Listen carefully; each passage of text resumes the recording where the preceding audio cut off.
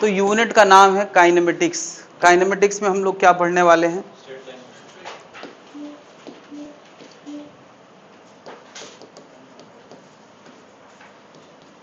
Kinematics में हम लोग पढ़ने वाले हैं डिस्कशन रिलेटेड टू मोशन।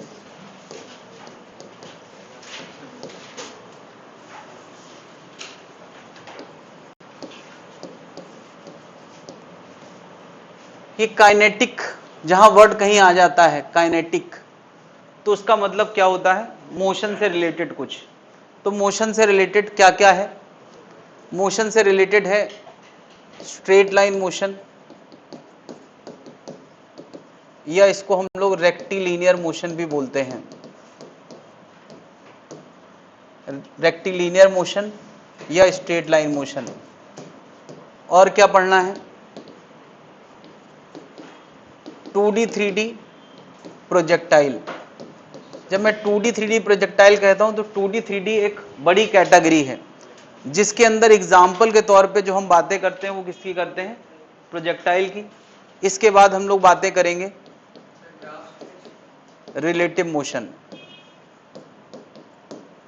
तो ये तीन चीजें हैं जिसको हम लोग अलग अलग सेक्शन में पढ़ने वाले हैं, स्ट्रेट लाइन, प्रोजेक्टाइल और तीसरा क्या? Relative motion. ग्राफ इसी के अंदर पढ़ेंगे हम लोग, स्ट्रेट लाइन मोशन के अंदर ही ग्राफ पढ़ा जाएगा। तो वो कोई अलग टॉपिक थोड़ी है, हम मोशन डिस्कस करना चाहते हैं इसलिए ग्राफ का सहारा लेंगे, है कि नहीं? तो सेंट्रल आइडिया क्या है कि हम लोग बातें किसकी कर रहे होंगे उस दौरान? स्ट्रेट लाइन मोशन की। और उसको इमेजिन कहां करना है? ग्राफ में। वहां ST graph, BT graph, eighty graph, वो सब इसी का पार्ट है। तो इतनी चीजें हम लोग काइनेमेटिक्स में पढ़ने वाले हैं। किसी भी तरह का मोशन जब भी हम पढ़ते हैं तो सबसे पहली बात आती है कि मोशन कहां बैठ के देखा जा रहा है। यानी हमने अपनी एक्स वाई एक्सिस या x y frame of reference कहां अटैच किया है?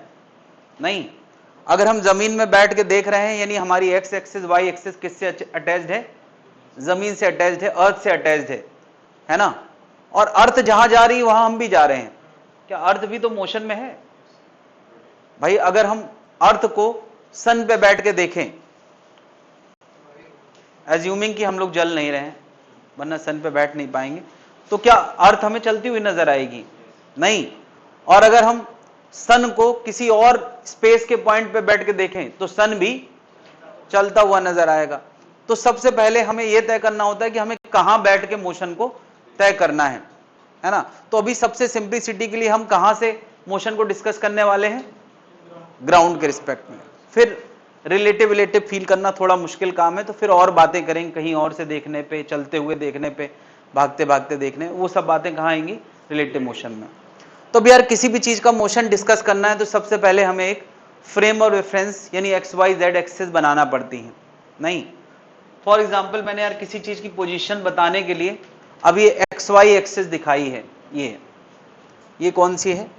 X axis. ये कौन है? Y axis. आमतौर पे अगर कोई मोशन 2 डायमेंशन में हो रहा है तो केवल 2 एक्सिस का सहारा लेना पड़ता है, उससे हमारा काम चल जाता है। 3D में होता है तो हमें z का भी सहारा लेना पड़ता है।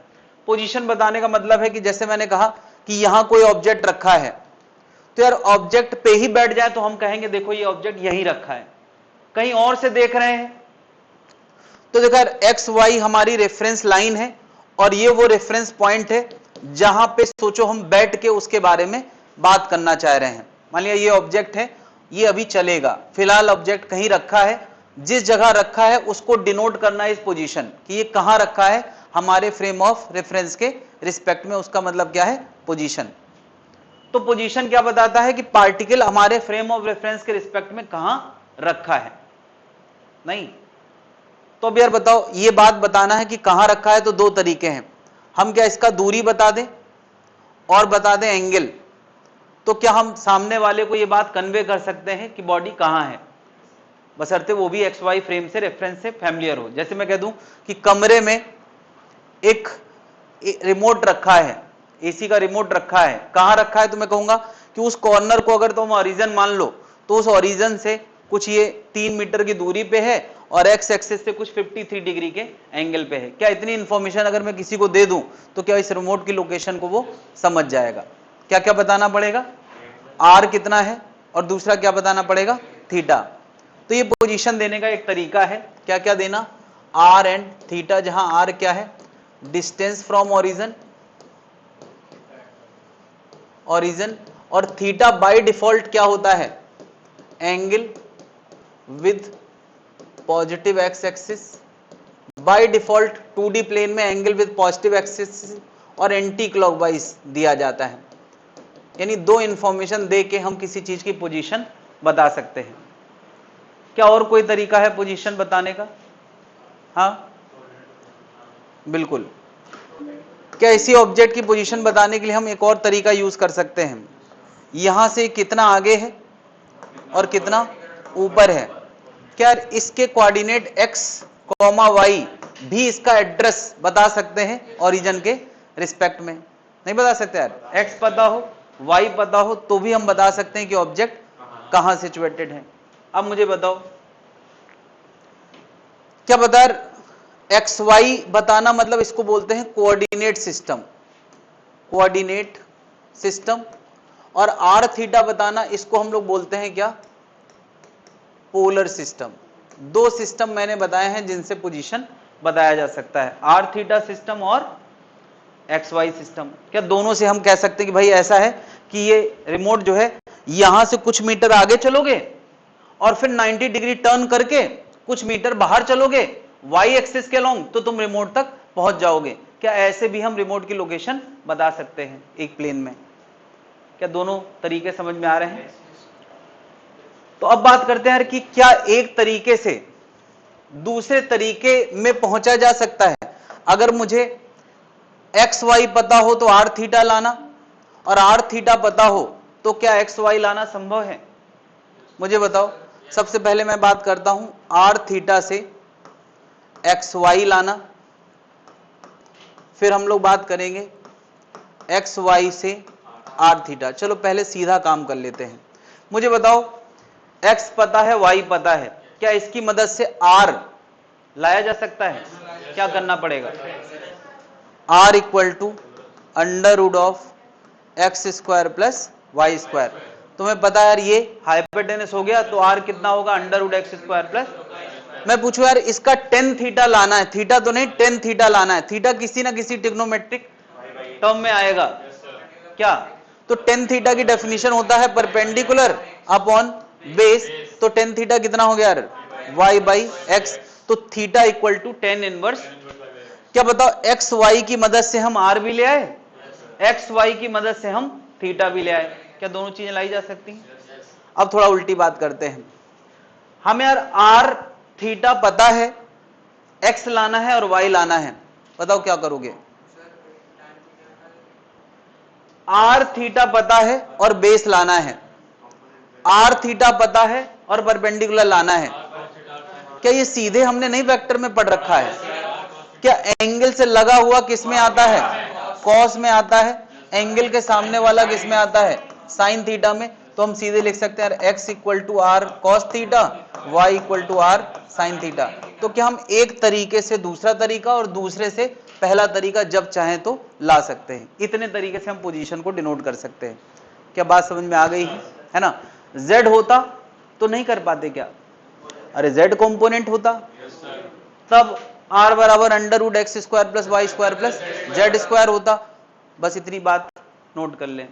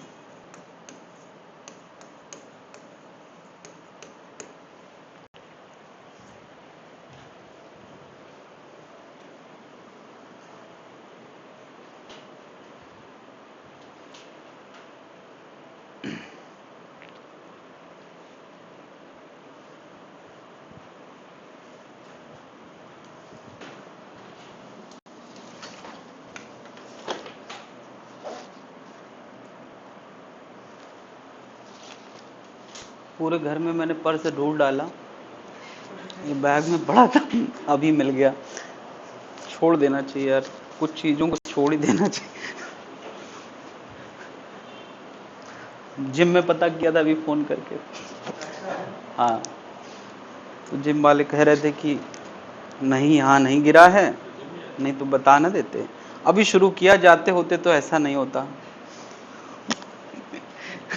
अभी शुरू किया है।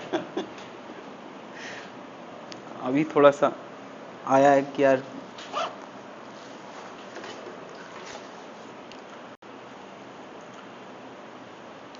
थोड़ा हेल्थ बचा के रखी जाए बच्चों के भविष्य के लिए, अपने भविष्य के लिए।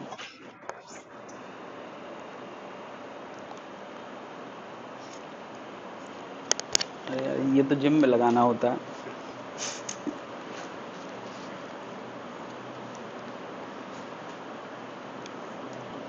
नोट कर लिया भाई लोग?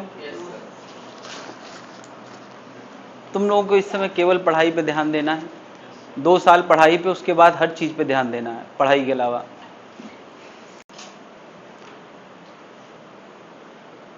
साल भर यार, 2 साल किसके पास है? तो जो 11th वाले उनकी तरफ देख के मैं बोल रहा हूँ।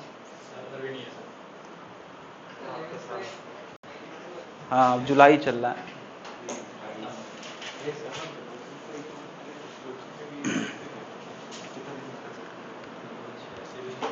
हाँ भाई, तो पोजीशन से हमें क्या पता चलता है कि बॉडी कहाँ है? ये पता चल जाता है कि बॉडी कहाँ है, उस रेफरेंस में कहाँ है, उस फ्रेम ऑफ रेफरेंस के रिस्पेक्ट में कहाँ है। अब हमें यही ना पता हो फ्रेम ऑफ रेफरेंस कहाँ है, तो हम बॉडी के बारे में, जब भी हमें किसी बताना होता है कि भाई P3 फिजिक्स क्लासेस कहाँ है, तो हम कैसे बताते हैं कि वो लीला पार्किंग के बगल से जो रास्ता है वहां से एंटर करो। तो उसमें एक रेफरेंस पॉइंट क्या है? लीला पार्किंग, वहां से टर्न करके यहाँ आना है। यार वो कैसे यार, कोचिंगों के नाम मैं नहीं ले सकता, बाकी बोलते तो यही हैं आखिरकार, लोग समझ ही नहीं पाते। नोट कर लिया ना? खैर, तो अभी अगर मुझे डिफाइन करना पड़े कि मोशन क्या है, मोशन, तो बताओ यार मोशन के बारे में क्या बोलोगे? What is motion? कोई डेफिनेशन बनाना है मोशन की तो क्या बोलोगे? मोशन इज, बॉडी अगर चल रही है इसका मतलब क्या है? अगर ये चल रही है तो इसका मतलब उसका पोजीशन बदल रहा है। जब भी बॉडी का समय के साथ, यार समय तो वैसे भी ये बोलने की जरूरत ही नहीं है। If body is changing its position, तो समय के साथ ही चेंज करेगी, समय को कोई थोड़ी रोक सकता है। If a body is changing its position, अगर ये अपनी पोजीशन बदल रही है, changing its position, it is said in motion. Body motion में तब तक कही जाएगी जब तक उसकी पोजीशन में बदलाव चल रहा है। पोजीशन में बदलाव, जब भी मैं कहता हूं तुम्हारे मन में क्या ख्याल आना चाहिए? एक्स वाई में से कुछ बदल रहा है या दोनों बदल रहे हैं? आर थीटा में से कुछ बदल रहा है या दोनों बदल रहे हैं? यानी कुछ भी बदले, कोऑर्डिनेट बदले या आर थीटा बदले, तो हम कहेंगे बॉडी किस में है? मोशन में है। क्या इतनी बात जनता को समझ में आ गई है या कुछ और बोला जाए?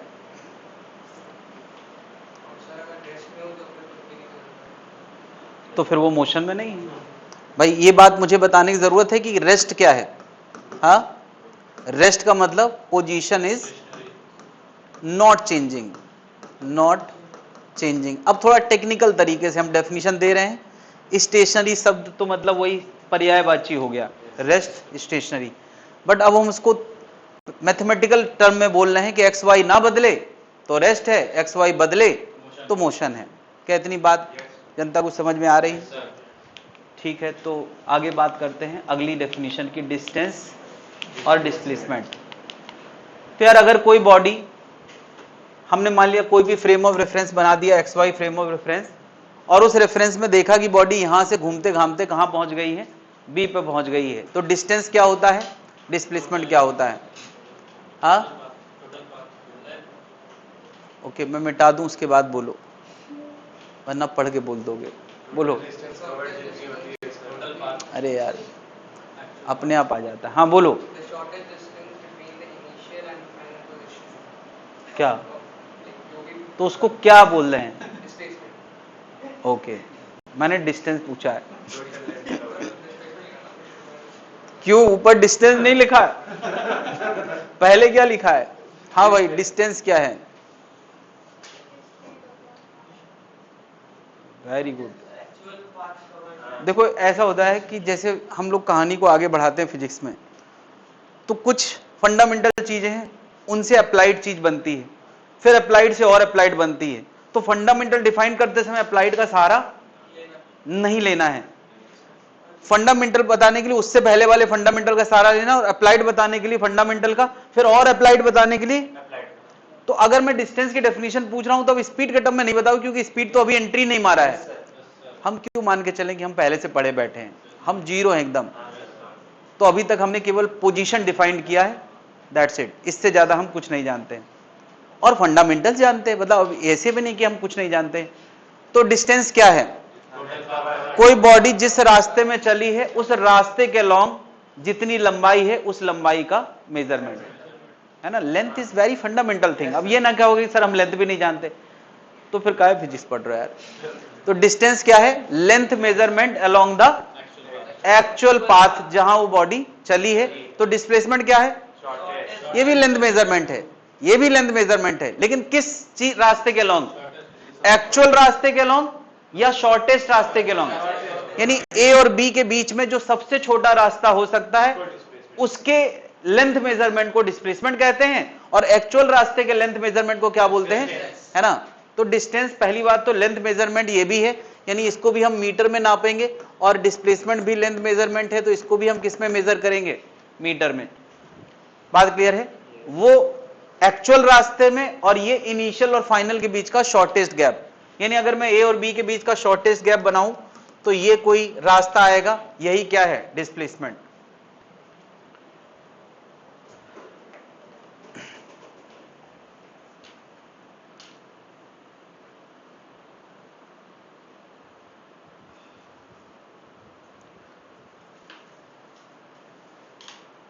तो जब हम घर से कोचिंग के लिए निकलते हैं और मन नहीं होता है, तो हम लोग सोचते हैं यार थोड़ा देर कुछ इधर घूम लें उधर घूम लें, तो फिर जाके, और अगर हम सिनेमा हॉल के लिए निकलते हैं तो घर से सीधे सिनेमा हॉल जाने की कोशिश करते हैं शॉर्टेस्ट पाथ में, तो हम डिस्प्लेसमेंट ढूंढते हैं। अब मिले चाहे ना मिले, अब सीधा रास्ता मिलता नहीं ना, लेकिन हमारी ख्वाहिश यही होती सीधे जाएं। और हम कोचिंग जाते हैं तो हम सोचते हैं कि लंबे रास्ते जाया जाए, तब हम डिस्प्लेसमेंट ढूंढते हैं। ये अंतर है यार। अच्छा, कोई चले ही इसी रास्ते पे, तो अगर कोई ए से बी ही चला है तो डिस्टेंस भी वही होगा, डिस्प्लेसमेंट भी यही होगा। तो मैं डिस्टेंस को एस सिंबल दे दिया हूं और डिस्प्लेसमेंट को एस का मैग्नीट्यूड लिख देता हूं, चलेगा यार? या अगर किसी को अच्छा ना लगे तो डी लिख दो, ठीक है। मुझे बताओ एस और डी में हमेशा कौन ज्यादा होगा? एस ज्यादा होगा या डी ज्यादा होगा? हाँ,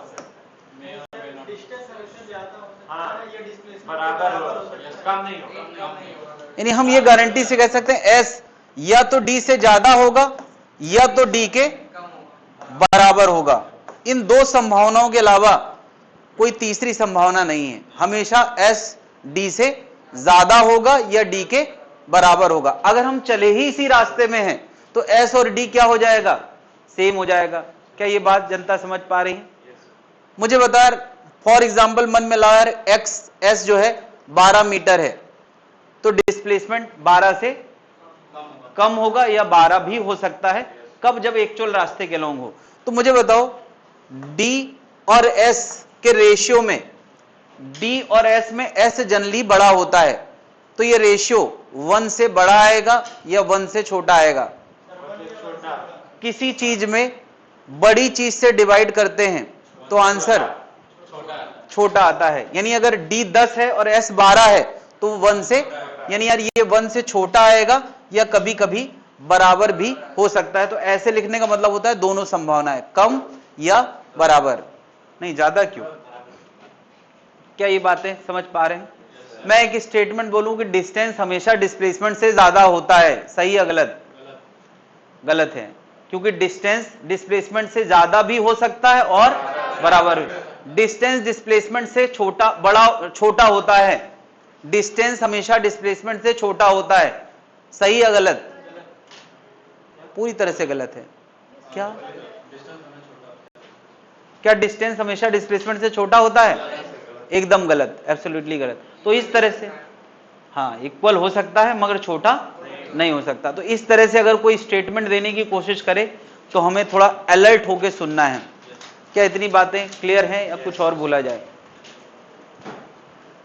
एक और स्टेटमेंट में बोल रहा हूं, अगर कोई पार्टिकल कुछ देर चला है तो इनमें से कौन सी चीज जीरो हो सकती है? डिस्टेंस, डिस्प्लेसमेंट, दोनों या कोई नहीं? इनमें से क्या जीरो हो सकता है? डिस्प्लेसमेंट जीरो हो सकता है, डिस्टेंस कभी जीरो, क्योंकि मैंने कहा है कि थोड़ी देर चली है। तो यार ये तरह तरह से तुम्हें गुमराह करने की कोशिश की जाएगी, तुम आंसर पे टिके रहना। कोई चिल्लाएगा नहीं, बस मुझे बताएगा ए सही है, बी सही है, सी सही है या डी सही है।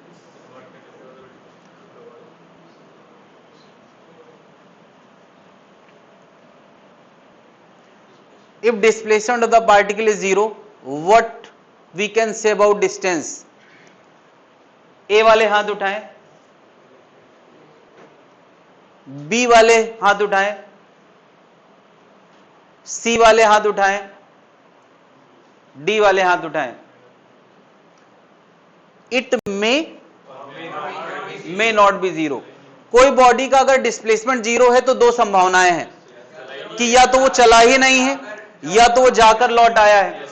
तो अगर वो चला ही नहीं है तो डिस्टेंस भी जीरो होगी, और चल के लौट आया है तो डिस्प्लेसमेंट तो जीरो होगा मगर डिस्टेंस जीरो। तो हम कह सकते हैं इट मे और मे नॉट बी जीरो। देख रहे हो यार कि सब कुछ पता होने के बाद राइटर कितने गंदे गंदे खेल खेलता है हमारे साथ। तो राइटर की क्रिएटिविटी का कोई भरोसा नहीं है। हमें यार एक एक लाइन, एक एक शब्द, एक एक कॉमा पे ध्यान देना है यार। वकील क्या वकालत सीखेगा जितनी हम लोग फिजिक्स में वकालत कर सकते हैं। Question number 2, which of the following can not be zero when the particle is in the motion for the some time. कुछ देर पार्टिकल चला है तो इनमें से क्या चीज जीरो नहीं हो सकती है? एक मिनट, चिल्लाना नहीं। Okay, can be zero. इनमें से क्या जीरो हो सकता है? ए वाले हाथ उठाएं, बी वाले हाथ उठाएं। समझ गया यार? क्या जीरो हो सकता है? डिस्प्लेसमेंट जीरो हो सकता है कि बॉडी घूम के वहीं आ गई हो। ये संभावना है, ये गारंटी नहीं है। इसीलिए इसमें देखा यार, विच of the following can be zero, must be zero नहीं लिखा है, संभावना है। क्या बात समझ में आ गई? नोट करने की जरूरत नहीं, क्वेश्चन इस तरह के मिलेंगे, बस तुम्हें थोड़ा देखना है कि तुमने इतनी बातों को कितना ध्यान से सुना है।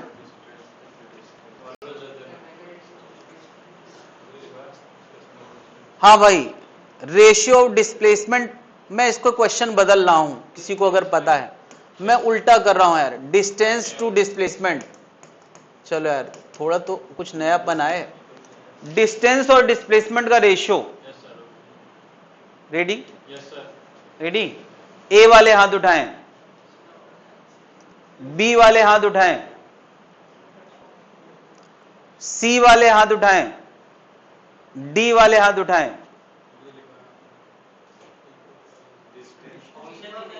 इसका आंसर होगा इक्वल और मोर देन वन। नहीं, हाँ, इसको मैं ई आंसर बोल दूं तो ई सही है भाई। ऐसे थोड़ी आंसर नहीं है तो तुम डी पे आंसर। मैंने इसीलिए उल्टा कर दिया है कि कुछ तो धोखा दूं, सब लिखा लिखाया क्यों दूं, राइटर में क्रिएटिविटी तो आए। क्या समझ गए भाई कि राइटर की महिमा अपरंपार है। हम कुछ भी पढ़ के बैठे हो, उसमें कुछ भी इधर उधर करेगा और जरा सा अलर्टनेस हटी, बस यही है। ये जो लाइनें बस वाले लिखाते हैं, सावधानी हटी दुर्घटना घटी, तुम्हें क्या लगता है बस के लिए होता है? अरे वो लोग कब सावधान रहते हैं, फुल टाइम मोबाइल पे बात करते हैं। वो केवल इसलिए बताते हैं फिजिक्स में कभी असावधानी मत बरतना, वो फिजिक्स लिखना भूल जाते हैं अक्सर। वो सब फिजिक्स के लिए। तुमने दुनिया में यार जो कुछ भी आसपास देखते हो उसमें मैक्सिमम रोल क्या है? फिजिक्स का। हम लोग समझते हैं कि नहीं कुछ और बात है। नहीं, सावधानी हटी दुर्घटना घटी क्यों लिखा रहता है बस में? क्योंकि फिजिक्स में क्वेश्चन गलत हो जाते हैं, इसलिए। वो फिजिक्स के लिए नहीं था वो फिजिक्स के लिए नहीं था क्योंकि अर्थी क्यों उठेगी यार, ज्यादा से ज्यादा भाई क्वेश्चन नहीं होगा यार, उसको दुर्घटना कह सकते हैं, अर्थी नहीं कह सकते, थोड़ा ज्यादा हो गया। हाँ भाई, वो बस के लिए ही था, उसने पहली बार फिजिक्स के लिए नहीं लिखा है। हाँ भाई, displacement of the particle is zero, what can we say about the distance covered? हम डिस्टेंस के बारे में क्या कह सकते हैं? बोलना नहीं है भाई, हाथ उठाना है, क्योंकि तुम कहोगे बाकी सबको समझ आ जाएगा, और मैं चाहता हूं सब लोग अपनी समझदारी अपने पास रखें, वरना उसकी कम हो जाएगी, और कम में और कम होगा तो बचेगा क्या? डिस्प्लेसमेंट जीरो हम कह रहे हैं, तो डिस्टेंस के बारे में क्या कह सकते हैं? ए वाले ये भी जीरो होगा, बी वाले ये जीरो नहीं हो सकता, निगेटिव होगा, मे और मे नॉट बी जीरो। समझ गया यार? डी आंसर सही है कि वो जीरो हो भी सकता है अगर वो चला ही ना हो। अच्छा, यही पूछा था अभी, क्या ये रिपीट हो रहा है क्वेश्चन? अभी तो 2 बार में कौन से गलती कर दोगे यार, इतने भी अनाड़ी नहीं हो तुम लोग, राइटर की इतनी भी क्रिएटिविटी नहीं। ये बढ़िया क्वेश्चन है यार।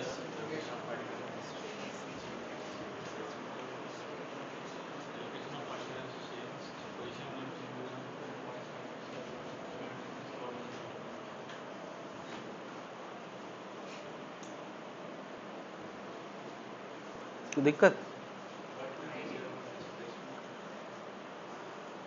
डी वाले हाथ उठाएं, डी।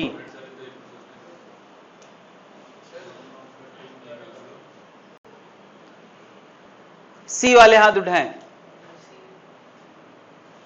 बी वाले हाथ उठाएं, बी। ए वाले हाथ उठाएं, ए। अब हुई ना सही बात तुम्हारे हिसाब से? डी। तो राइटर की क्रिएटिविटी की कोई लिमिट नहीं है, और बताने वालों की भी क्रिएटिविटी में कोई लिमिट नहीं है। देख रहे हो यार, चारों आंसर में हाथ उठे इस बार, पहली बार। ठीक है यार, चलो फिर से मैं पूछता हूं, एक बार सोच लो आराम से, सबके पास मौका है कंफ्यूज होने का, क्योंकि राइटर यही चाहता है।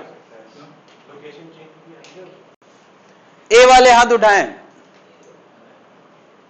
ए वाले बोर्ड बढ़ रहे हैं। बी वाले हाथ उठाएं, इनमें से कोई एक जीरो हो सकता है, दोनों ही जीरो होंगे।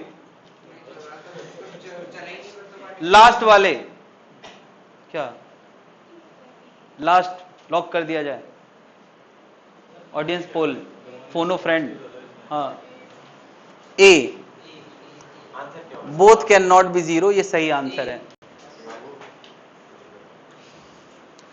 अच्छा बताओ, लोकेशन बदल गई, इसका क्या मतलब है? पहले यहां थी बॉडी, अब कहीं और, लोकेशन मतलब पोजीशन बदल गया, तो बॉडी अपनी जगह नहीं है, मैं कह रहा हूं, और अपनी जगह नहीं है तो इसका मतलब रुकी तो नहीं रही होगी। अरे अपनी जगह नहीं है तो रुकी तो नहीं रही होगी, इसका मतलब चली जरूर होगी, और चली होगी तो डिस्टेंस भी होगा, और चली होगी लोकेशन बदली भी है तो डिस्प्लेसमेंट भी होगा, चाहे जैसे चली हो ना, डिस्टेंस जीरो हो सकता है। देख रहे हो यार, सब पढ़ के बैठे थे मगर राइटर खेल गया। इसलिए राइटर की क्रिएटिविटी पे डाउट मत करो। तुम्हें यार हर कॉन्सेप्ट को एकदम क्लैरिटी पढ़ने के बाद लैंग्वेज पे भी बहुत ध्यान देना है। राइटर क्या पूछ रहा है उसको अगर तुमने मन में बनाया नहीं, मन में उसका पिक्चर नहीं चला, तुम रिकॉल करके आंसर देने की कोशिश कर रहे हो अगर, तो भूल जाओ, तुम थ्योरी रिकॉल करके आंसर दे दोगे। आंसर देने का फिजिक्स में केवल और केवल एक ही तरीका है, अगर लैंग्वेज वाला क्वेश्चन है कि उसका पिक्चर मन में चलना चाहिए। अगर तुम पिक्चर मन में चलाओगे तो जवाब मन में दिख जाएगा, और अगर तुम सोचते हो कि हम थ्योरी रिकॉल करा के आंसर दे देंगे तो वो मिलती जुलती थ्योरी तुमने पढ़ी होगी और आंसर गलत करवा देगा। राइटर जानता है तुमने क्या क्या पढ़ रखा है। बात समझ रहा है? क्या अभी बात समझ में आ गई है?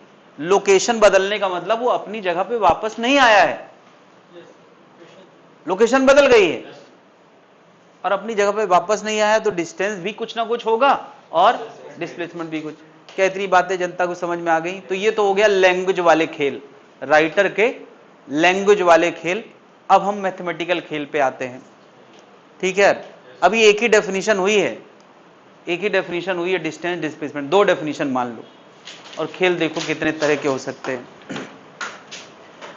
पहला क्वेश्चन है यार, एक बॉडी ए से बी गई है, फिर बी से सी वापस लौटी है, तो इसकी पूरी यात्रा ए से बी देन बी से सी, इस यात्रा के लिए distance displacement displacement vector, 3 question बताना है। मैं कुछ नहीं बताने वाला हूं, लिखो आंसर दो, फिर मैं तुमको जलील करूं, फिर आगे बढ़ूं। अगर नहीं बता पाए तो और क्या भाई, सब कुछ पढ़ने के बाद अभी यार इतनी मैथमेटिकल एक्सपेक्टेशन, अगर मैं उम्मीदें नहीं करूंगा तो फिर यार दुनिया टिकेगी कैसे? तुम्हें पता है हम लोग कहते हैं उम्मीदों पे दुनिया टिकी है, तो कौन सी उम्मीद पे? यही उम्मीद जो मैं तुमसे करता हूं, अगर ये भी नहीं करूंगा तो दुनिया खत्म यार, दुनिया टिकी नहीं रहेगी। करूं कि ना करूं? कर लेते हैं। अरे उम्मीद,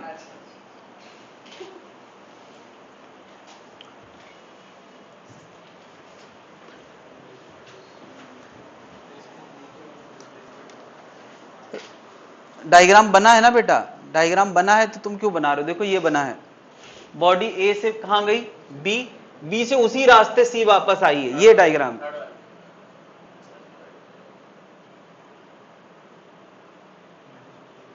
तो इसी डायग्राम में बनाओ ना, पहले तो ये डायग्राम बनाओ, इसी में सब कुछ बनाओ।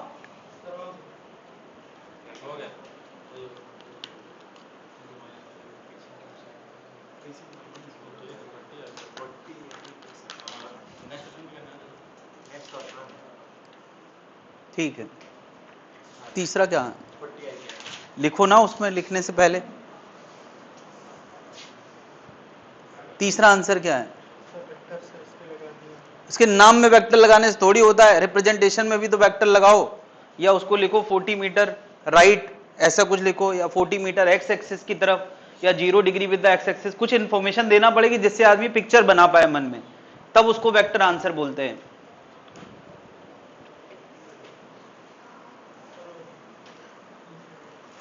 तो भाई डिस्टेंस 100 जाना 60 लौटना कितना हो गया? 160 मीटर। हाँ भाई,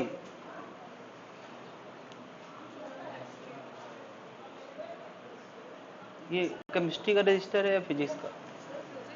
तो प्रॉपर ये नोट्स का हिस्सा है, इसको रफ मत मानो, ये करना है। तो ये कौन सी लिखने की जगह है? क्रम से लिखो, जहां से खत्म किया कहानी उसको आगे बढ़ाओ, ये एग्जाम्पल नोट्स का हिस्सा है भाई, इसी से तो हमें पता चलेगा आगे। अच्छा डाउट है कि पता नहीं गलत ना हो जाए, ठीक है। देखो ऐसा है ना यार कि हमें कोई नोट चेक तो कराना नहीं किसी से, तो गलत हो जाए काट के फिर से लिख लो, ठीक है। तो डिस्टेंस कितना आ गया यार? 160 मीटर। डिस्प्लेसमेंट कितना आ गया? तो यार डिस्प्लेसमेंट क्या होता है? शुरू में कहां थे, आखिरी में कहां चले गए, उसके बीच का शॉर्टेस्ट गैप, ये। तो पता यार 100 में से 60 जाएगा तो कितना आएगा? आम व्यवहारिकता में डिस्प्लेसमेंट का मतलब केवल वैल्यू बताना होता है ना, डायरेक्शन बताना, केवल मैग्नीट्यूड बताना है, डायरेक्शन नहीं बताना है। लेकिन जब कोई वेक्टर लिख दे तो इसका मतलब वो डायरेक्शन की इंफॉर्मेशन चाहता है। तो डायरेक्शन की इंफॉर्मेशन हम कैसे लिख सकते हैं? 40 मीटर राइट, क्या ये भी राइट लिखना भी डायरेक्शन की इंफॉर्मेशन है? हम लिख सकते हैं 40 metre 0 degree with x axis, क्या ये भी डायरेक्शन की इंफॉर्मेशन देना है? हम लिख सकते हैं 40 metre along positive x axis, ये भी डायरेक्शन की इंफॉर्मेशन देना है। हम लिख सकते हैं s vector equal to 40 i cap, ये भी डायरेक्शन की इंफॉर्मेशन देना है। इतने तरीकों से हमें ऑप्शन मिल सकते हैं। वेक्टर लिखने का मतलब ये नहीं है कि हम केवल आई में ही लिखेंगे, नहीं, लेकिन हां क्योंकि यूनिट वेक्टर नोटेशन एक स्टैंडर्ड नोटेशन है, तो चांसेस है कि ऐसा आंसर हमें देना पड़ जाए, है ना। और 2D में तो ऐसा ही आंसर देना पड़ता है। क्या ये बात समझ में आ गई है? तो अगला क्वेश्चन, इस बार रास्ता बदल गया है, ए से बी ऐसे चला गया है और फिर बी से सी ऐसे चला गया है। इस रास्ते के लिए फिर से सारे क्वेश्चन करना है, बुला के दिखाना है, बोलना नहीं है, ठीक ठीक ठीक।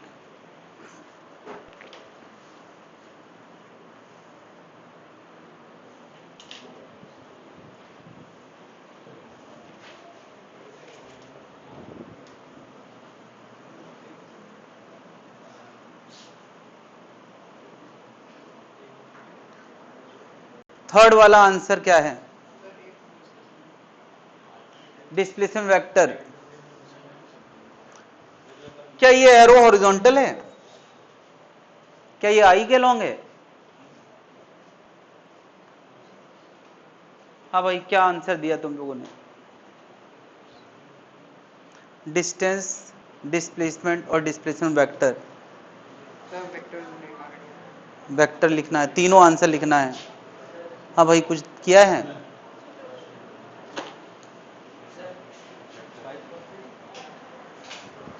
ये बताओ, इसका एरो बनाओ पहले तो। डिस्प्लेसमेंट एक वेक्टर क्वांटिटी है, तो ये इसके टेल से हेड तक में आगे और ऊपर, तो यहां माइनस क्यों आएगा? हाँ, कुछ क्लू लगा क्या करना है? हाँ, अब सही है। उसका नाम रखो एस वेक्टर। अरे कुछ दिखाना है? नहीं। डिस्प्लेसमेंट नो, ये जे डायरेक्शन थोड़ी है। मुझे बताओ, ये आई डायरेक्शन होती है, ये माइनस आई होती है, ये जे होती है और ये माइनस जे होती है। तो क्या ये वेक्टर ऊपर की तरफ है क्या? तो केवल जे में लिख सकते हैं क्या? ये देखो यार, एक बात बता दें, डिसीजन टेकिंग सीखना पड़ेगी। ये कोई सिखाने की चीज नहीं है, और चाहे जितने बार सिखाया जाए, अगर तुम्हें खुद से कोशिश नहीं करोगे तो कभी नहीं सीख पाओगे। मुझे बताओ, इस रास्ते चला है ए से बी 8, बी से सी 6, तो टोटल डिस्टेंस हो गया 8 + 6 14 मीटर। इस बात पे किसी को डाउट है? डिस्प्लेसमेंट क्या होता है? जहां शुरू में थे, फिर हम सो गए, जहां पहुंचे जागे, और फिर देखा कहां आ गए, तो हमको स्टार्टिंग पॉइंट दिख रहा है, उसके बीच का ये एरो बना दिया, ये डिस्प्लेसमेंट होता है। तो इसकी लंबाई कितनी होगी यार? इसकी लंबाई, एक राइट एंगल ट्राइंगल है तो √8² + 6² कर सकते हैं, और 100 का √10, तो डिस्प्लेसमेंट कितना आ गया? 10। अब ये कोई बताएगा नहीं कि ये a² + b² + c² करो। भाई तुम्हें पता है डिस्प्लेसमेंट ये होता है, वो कैसे आएगा, उसके लिए क्या मैथ्स लगाना है तुम्हें डिसाइड करना है।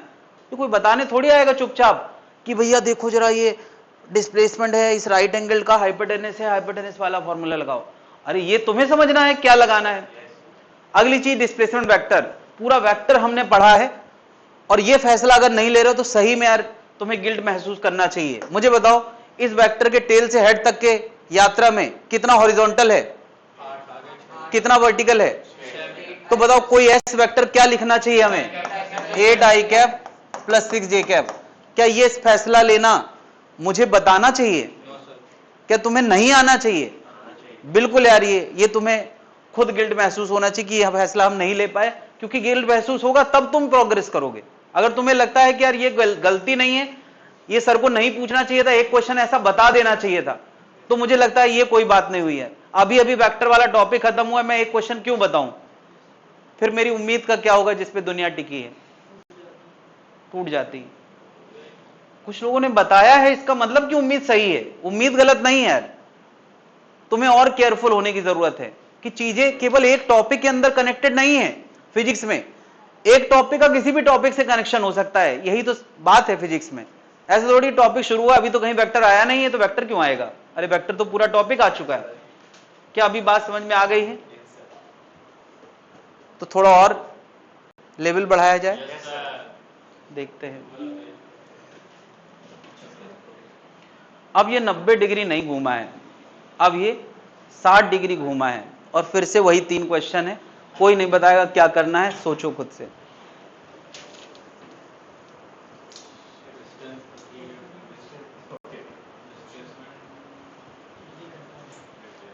यात्रा ए से बी है, बी से सी है। चलो मैं कुछ मदद करूं क्या डिस्टेंस बताने में? थोड़ा मुझे दया आ गई कि ज्यादा तुम लोगों को प्रेशर न दिया जाए।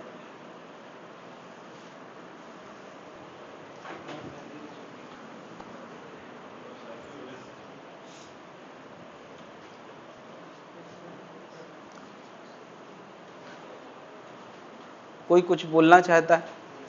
थोड़ी देर सोचना चाहता है? सोच लो।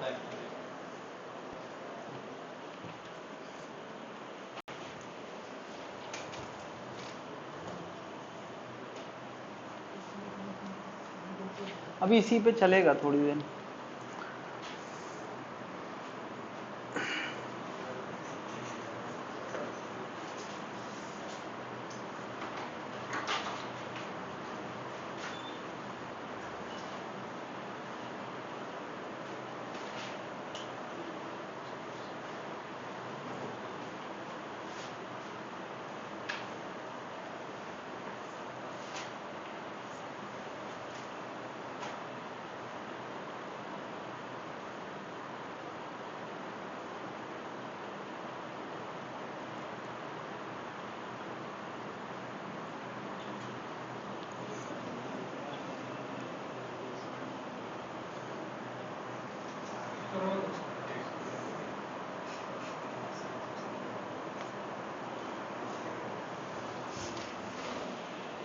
और कोई?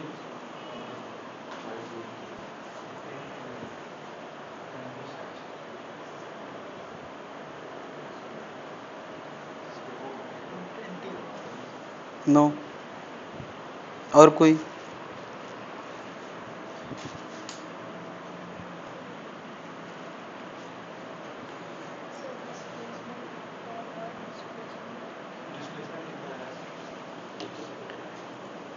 यहाँ से यहाँ 10 था, ये 10 था, तुमने ये 5 निकाल लिया है और ये 5√3 नहीं, तो ये निकालना है ना बेटा।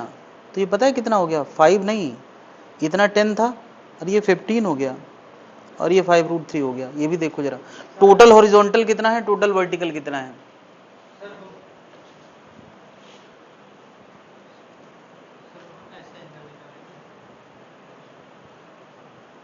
रिजल्टेंट का एंगल, डिस्प्लेसमेंट का एंगल, डिस्प्लेसमेंट का एंगल 60 डिग्री नहीं है। ये बताओ, अच्छा ए से बी मैं ये जोड़ूंगा, क्या ये एंगल 60 डिग्री है? हमें तो डिस्प्लेसमेंट का एंगल लिखना है अगर डिस्प्लेसमेंट के बारे में जानकारी देना है। और कोई कुछ बताना चाहता है? यार दिमाग का जर्रा जर्रा यूज करो, तुमने बहुत कुछ पढ़ा है। चलो यार मैं बता देता हूँ, डिस्टेंस 20 मीटर होगी। कितने लोगों ने लिख लिया यार? कितने लोगों ने लिख लिया डिस्प्लेसमेंट? डिस्टेंस, डिस्टेंस, चलो डिस्टेंस लिख लिया, एक आंसर तुमने निकाल लिया यार, कॉन्फिडेंस महसूस करो। डिस्प्लेसमेंट मतलब इस येलो वाली लाइन की लंबाई। क्या कर सकते हैं यार डिस्प्लेसमेंट लाने के लिए? क्या मुझे बताओ, तुमने सीधे अगर दो वेक्टर उनके बीच में 60 डिग्री का एंगल हो, एक 10 लंबाई का दूसरी 10 लंबाई का, उसका रिजल्टेंट सीखा यार? ये उसका सीधे फॉर्मूला कोई पढ़ा है? नहीं पढ़ा है क्या? अरे ये रिजल्टेंट ही तो है, इसका और इसका रिजल्टेंट नहीं है ये। तुमने एक फॉर्मूला पढ़ा है क्या? R equal to under root a square plus b square plus 2ab cos theta, जहां थीटा दोनों के बीच का एंगल होता है। पढ़ा है कि नहीं? इसी दिन के लिए पढ़ा है यार। क्या ये 90 डिग्री पे है क्या जो तुम 10√2 लिख सकते हो? 10√2 कैसे लिख सकते हो भाई? 10√2 तो तब लिखा जाता है जब 10 ऐसे होता। ये पता है कितना आ रहा है यार? ये आ रहा है 100 प्लस 100 प्लस ये कॉस हाफ होता है, तो ये 100, ये अंडर रूट 300 आएगा, जिसको हम लिख सकते हैं 10√3। तुम देख लो यार, डिस्प्लेसमेंट का मैग्नीट्यूड कितना आ रहा है? 10√3। और ये भी अब कोई बताने नहीं आएगा कि भैया रिजल्टेंट निकालना है, रिजल्टेंट लाना है। ये तुम्हें दिख नहीं रहा है यार क्या, कि पहला वेक्टर अगर ये है दूसरा ये है, तो ये ओवरऑल डिस्प्लेसमेंट वेक्टर, ये दो चीजों का रिजल्टेंट है। और रिजल्टेंट का फॉर्मूला हम पहले से पढ़ चुके हैं। Physics is all about taking decisions. Physics केवल यही है कि तुम सही फैसला ले पा रहे हो कि नहीं ले पा रहे हो। फिजिक्स इंफॉर्मेशन नहीं है, इंफॉर्मेशन है ही नहीं है, क्योंकि इंफॉर्मेशन होती तो ये सबको पता ही है कि रिजल्टेंट ये होता है। लेकिन फिजिक्स ये है कि तुम्हें सोचना है कि ये रिजल्टेंट ही लगाना है। क्या बात समझ पा रहे हो यार? इसका और तरीका था, तुम नहीं जानते, मान लिया रिजल्टेंट हमने पढ़ा ही नहीं, तुम बस इतना जानते हो। मैं तुम्हें एक और तरीके से ये चीज बता रहा हूं, कुछ नहीं जानते हो लेकिन तुम्हें बस थोड़ी सी बेसिक ट्रिग्नोमेट्री आती है, तो भी इस क्वेश्चन को किया जा सकता है। कैसे? किसी और ने कुछ और दिमाग लगाया है क्या? इसको करने का कोई और तरीका किसी को सूझ रहा है? Vector addition, yes. इसको आई में लिखो, इसको IJ में लिखो, फिर दोनों को जोड़ के उसका मैग्नीट्यूड निकालो, थोड़ा ज्यादा हो जाएगा, मैं उसी को आसान तरीके से बताता हूं। देखो जरा, मैं यार C से एक परपेंडिकुलर ड्रॉप कर रहा हूं, क्यों? ताकि यहां पे एक राइट एंगल ट्राइंगल नजर आने लगे। क्या तुम्हें ये राइट एंगल ट्राइंगल नजर आ रहा है? अगर इसमें पूरा बेस पता हो और पूरा परपेंडिकुलर पता हो तो तुम राइट एंगल वाला फॉर्मूला वही hypotenuse square equal to horizontal square vertical square नहीं लगा सकते, लेकिन ये तब लगा सकते हो जब तुम्हें ये पूरी लंबाई पता हो और ये पूरी लंबाई पता हो। एम आई राइट? भाई ये तो तुमने बचपन से पढ़ा है कि अगर 90 डिग्री वाला ट्राइंगल है तो बेस का स्क्वायर परपेंडिकुलर स्क्वायर हाइपोटेन्यूज देता है। लेकिन क्या ये बेस पूरा पता है? क्या तुम्हें कितना पता है? यहां तक पता है, तो ये कितना होगा? क्या तुम्हें दिख नहीं रहा यार? कितना होगा? ये होगा 10 cos 60 दैट इज 5, और ये कितना आएगा? 10 sin 60 दैट इज 5√3। यार क्या ये तो बेसिक ट्रिग्नोमेट्री है, इसके लिए मैं किसी फॉर्मूले, मैं कह रहा हूं कि ये फॉर्मूला तुम्हें पता ही नहीं है, तब भी तुम इस क्वेश्चन को कर सकते थे। बताओ इसका टोटल हॉरिजॉन्टल कितना हो गया? 15, और टोटल वर्टिकल कितना? 5√3। क्या अब इसको तुम नहीं सॉल्व कर सकते थे? अरे देखो यार, 225 प्लस 75 300 आ गया, अंडर रूट करोगे तो आर कितना आ जाएगा? तो मैं कहां कह रहा हूं कि फॉर्मूला ही सब कुछ है, कॉमन सेंस हो तो ये भी किया जा सकता था। थोड़ी सी ट्रिग्नोमेट्री ये इन्होंने किया था, ये मुझे देख के अच्छा लगा, कि कोशिश करी, अगली बार होगा। अगर तुमने अपना लेवल इस लेवल तक ला दिया कि एक बार एक टॉपिक में तुमसे ऐसा क्वेश्चन निकल आया तो हर टॉपिक में ऐसा क्वेश्चन निकलेगा, ये यकीन मानो। तुम्हें अपने आप को बदलना है, उस लेवल पे लाना है जिससे आंसर निकलने लगते हैं। अरे क्लास में देखते नहीं हो क्या यार, कुछ बच्चों के हर बार निकलते हैं और कुछ के नहीं निकलते, इसका मतलब वो अपने उस थ्रेशोल्ड को पार कर चुके हैं। डिसीजन टेकिंग लाइफ के लिए भी और फिजिक्स के लिए बहुत जरूरी चीज है। हम कितनी भी नॉलेज गेन कर ले और डिसीजन टेकिंग नहीं आती तो नॉलेज धरी रहेगी, किसी काम नहीं आएगी। तो यहां फिजिक्स में हम ये भी सीख रहे हैं कि लाइफ में डिसीजन कैसे लिए जाते हैं। हमारी जानकारी हमारे पास है और हम डिसीजन नहीं ले पा रहे हैं, तो फिर ऐसी जानकारी का क्या फायदा है? तो फिजिक्स में हम यही सीखते हैं कि जो जानकारी हमारे अंदर है, कहीं छुपी है, उसको हम अप्लाई कैसे कर पा रहे हैं। तो क्या ये बेस वाली जानकारी, परपेंडिकुलर वाली जानकारी हमें थी, कंपोनेंट निकालने की जानकारी थी, लेकिन इसकी दूरी लाने के लिए इसको यूज करना है, ये बात करना, यही डिसीजन टेकिंग है। तो मैं ये समझाना चाह रहा हूं कि फिजिक्स इंफॉर्मेशन नहीं है। जैसे तुम बायो को देखते हो, जैसे तुम केमिस्ट्री को देखते हो, ऐसी चीज फिजिक्स नहीं है। अगर ये दिमाग में रहेगा कि हाँ हमें डिसीजन लेना सीखना है तो ही फिजिक्स सीख पाओगे। बहुत लोग बहुत तरीके से फिजिक्स को सीखने के ट्राई करते हैं कि नहीं वो उसकी थ्योरी नोट्स पढ़ लो, हर चीज के नोट्स बना लो, तब तो हो ही जाएगा। तब भी राइटर एक नई लैंग्वेज बना देगा और तुमसे नहीं होगा अगर तुम्हें डिसीजन टेकिंग नहीं आती है तो। उसकी कोई लिमिट ही नहीं है। क्या ये बात समझ में आ गई है? ये बात भी समझ में आना चाहिए जो मैं तुम्हें रोज रोज समझाने की कोशिश कर रहा हूं। डिस्प्लेसमेंट वेक्टर कितना? कोई एस वेक्टर लिखा है? अब तो लिख ही सकता है। क्या वेक्टर के टेल से हेड तक की यात्रा में कितना आई के साथ, कितना जे के साथ, कितना 15 आई कैप प्लस 5√3 जे कैप, ये उसका वेक्टर है। क्या समझ गया यार? था आसान? क्या ये असंभव था? मतलब क्या तुम्हारे पुरानी नॉलेज से ही तो कनेक्ट किया जा रहा है, कुछ भी अचानक से थोड़ी प्रकट हो गया है।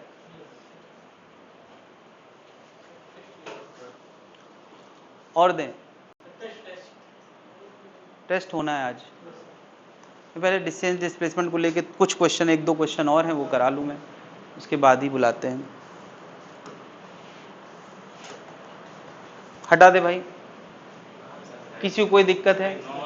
अब बहुत हल्का लगने लगा ना क्वेश्चन। हाँ यही है कि स्मॉल मिलाते जाओ, लार्ज बनाते जाओ, अपना नजरिया, अपना नजरिया। इस बार मोशन कहां है? इस सर्कुलर ट्रैक के अलोंग, इस सर्कुलर ट्रैक के अलोंग बॉडी चल रही है ऐसे, और यहां कहीं उसका सेंटर है। ये रेडियस लेटर से आर दे रखी है या ए दे रखी है। चलो आर लिख दूं, नहीं तो तुमको ए देख के उलझन ना होने लगे। मैं इसका रेडियस क्या लिख देता हूं? आर। तो मुझे बताओ, अगर कोई बॉडी ए से बी चली है तो डिस्टेंस बोलता आना नहीं यार, मैं देखने आ रहा हूं, डिस्टेंस और डिस्प्लेसमेंट लिख के दिखाएं, और डिस्प्लेसमेंट वेक्टर 3 आंसर।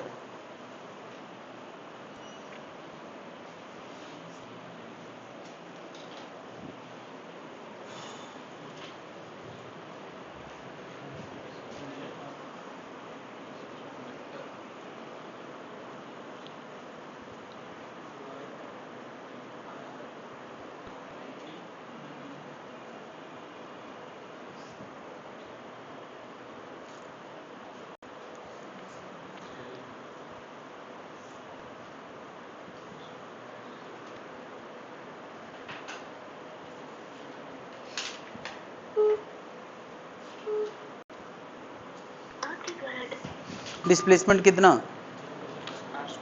क्यों?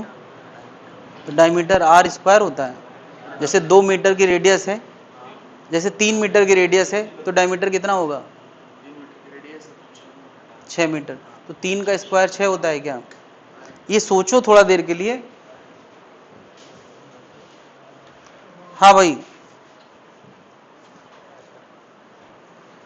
सर वेक्टर पहले तीर बनाओ, फिर सोचो उसके बारे में। तीर तो बना लो, इतना काम तो करो।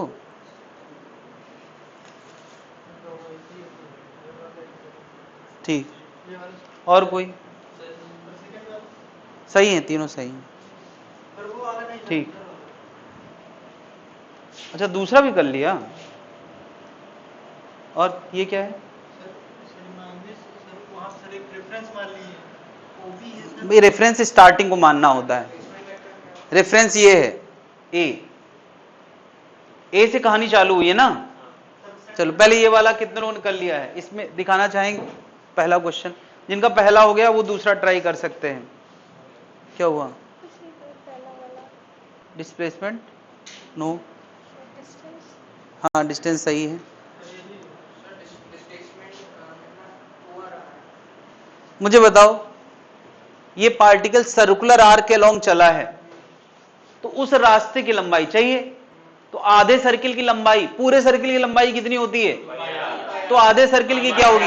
ये कोई बताने नहीं आएगा भाई, ये हमने बचपन में पढ़ा है, उसको अप्लाई करना है। और नहीं पढ़ा है तो अब पढ़ ले। पूरा सर्किल 2 पाई आर होता है, उसका आधा कितना? पाई आर डिस्प्लेसमेंट। अब मैं डिस्प्लेसमेंट वेक्टर यहां ड्रॉ कर देता हूं।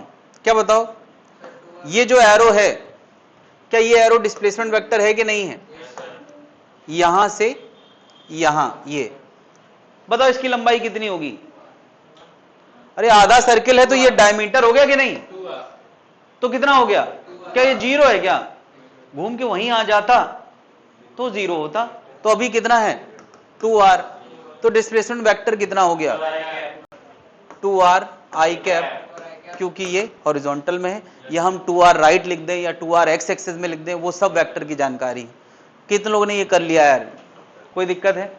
तो उसका बड़ा भाई क्वेश्चन क्या है कि यार ए से बी जाने के बाद वो बी से सी लौटा है और सी ठीक ओ के ऊपर है, सी ठीक ओ के ऊपर है, और रेडियस तो तुम्हें मैंने आर दे ही रखी है। तो अब यार यात्रा थोड़ी बड़ी हो गई भाई, ए से बी जाना, बी से सी वापस आना। ऑब्वियसली डिस्प्लेसमेंट का यही मतलब होता है, बीच में सो जाना है, यहां जागना है और फिर यहां जागना है।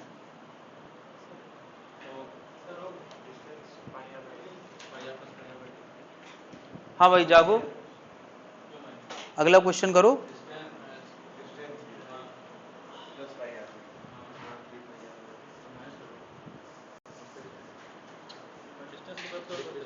रुको, तुम अपना करो, सबको ना समझाओ। तो पूछ क्यों रहे हो?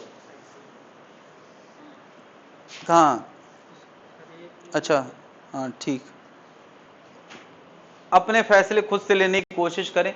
बाद में ये महसूस होता है कि यार ये तो हम कर लेते यार, सोचा नहीं, तो सोच लो यार, कौन तुम्हें रोकता है? हर बार तुम्हें मौका रहता है सोचने का।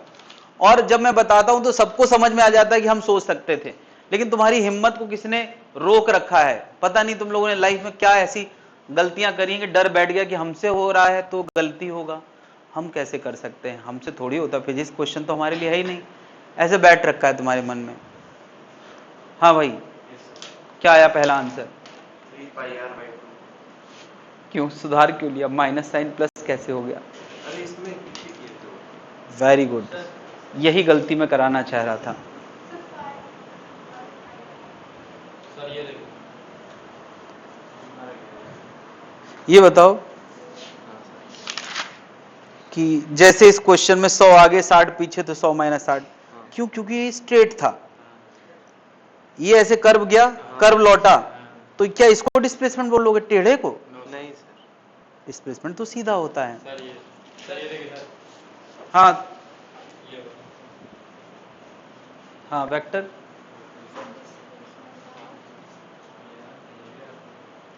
क्यों समझाओ जरा।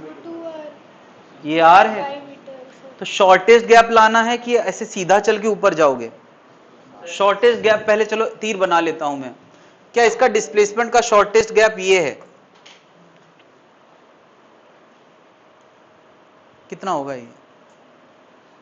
चलो अच्छा, पहले तो बताओ डिस्टेंस कितना आया? बता, ये आधा सर्किल था, अगर उतना होता तो पाई आर आता, फिर आधे का आधा और आ गया तो पाई आर बाई 2 और आ गया, तो ये आंसर आ गया 3 पाई आर बाई, कितनों ने डिस्टेंस लिख लिया है? इतनी बात समझ में आ गई? डिस्प्लेसमेंट का ये एरो मैंने बनाया है, ये एरो, ये आर है, और क्या ये ऊंचाई भी? तो शॉर्टेस्ट गैप कितना होगा? अब कंफ्यूजन क्यों आया, वो दिमाग में तुम्हारे क्यों आया?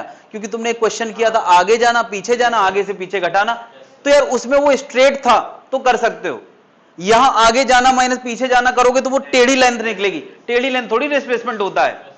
ये क्या कर रहे थे सर, पाई आर में से पाई आर घटा दो पाई आर बाई 2, तो जो बचा वही डिस्प्लेसमेंट है। ये इल्यूजन बैठता है इसीलिए क्योंकि मैंने ये क्वेश्चन कराया है, लेकिन इल्यूजन तोड़ना भी तो मेरा ही काम है। अरे तो ये बताओ कितना आ गया? ये आ गया अंडर रूट 2r, 90 डिग्री का मामला है तो under root r square plus r square कितना आ गया? Root 2r। ये हो गया डिस्प्लेसमेंट का मैग्नीट्यूड। अगर इसको वेक्टर में लिखना हो तो क्या लिखोगे? टेल से हेड तक की जर्नी में are I cap plus R J cap. क्या ये बात समझ में आ गई है? क्या अभी फैसला ले पा रहे हैं? डिस्टेंस डिस्प्लेसमेंट क्लियर है? ठीक है, तो इसके बाद हम लोग स्पीड वेलोसिटी करें, उससे पहले हम लोग टेस्ट कर लेते हैं। ऐसा मैंने बोला था क्या? टेस्ट इनका कंडक्ट कराना है।